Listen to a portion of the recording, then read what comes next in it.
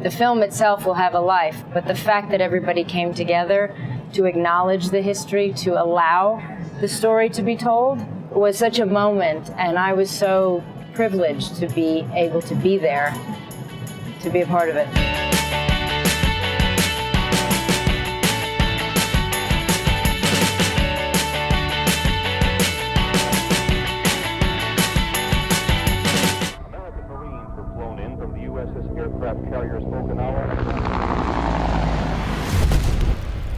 I started directing, and then I asked myself at one point, if I am going to direct, what are the stories that I think are the most important and matter? And I thought, of course, quickly of her story, and then we talked about it, and then we also talked about it would have to be the right time, the country would have to be ready, so sensitive, Maddox would have to be ready, and so we let it we actually wrote the script, and then we let it sit for a while, and we waited for its time.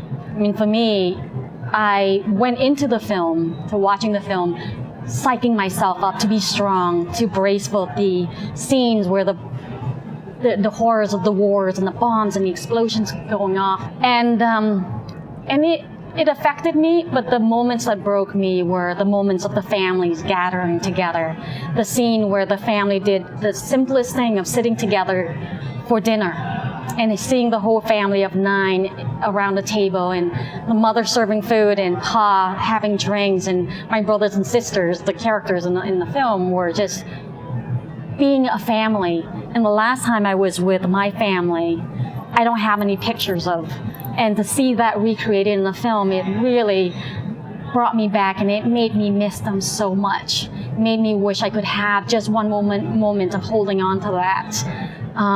And I also was very heartened to see just the artists of the people creating this scene, the imaginations of the performers, and the wonderful set directors and directions, and the makeup person, and all the Cambodians standing around and working to create this scene. And it was a prideful moment to know that Cambodians are wonderful artists, and that and they were ready to be in the journey with us. And so, yeah, there were moments, many moments of wonders and joy and sadness.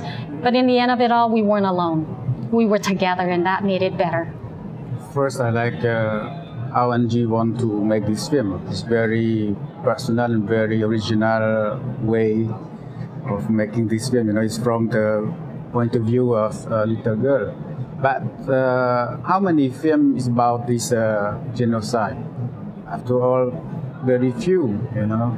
And I think that it's very important that this film made with us in Cambodia, in Khmer language, and it's like a point in our history. We need to know our history if you want to think about the future. Maybe it can be also like a tool for education also. Well, Maddox, as I said, Matt has known Luang his whole life, but Matt is, when he's been coming back to Cambodia ever since he was a baby. He's proud to be Cambodian, and this was going to be a time we knew when we talked about this film with him a few years ago. I said, when you're ready, I'd like you to do this, but to do this means you have to really go deeply into knowing what your country went through, researching, being there. You know, it's different, and you need to be ready, because you have a beautiful country, a very complex country, and this is going to be a very deep time. So he said he was ready. Years later, he said, I'm ready. And for me, you know, it was, yes, I wanted him to work, and I wanted him to research, and I wanted him to help me because of the child's point of view. Also, he was very useful.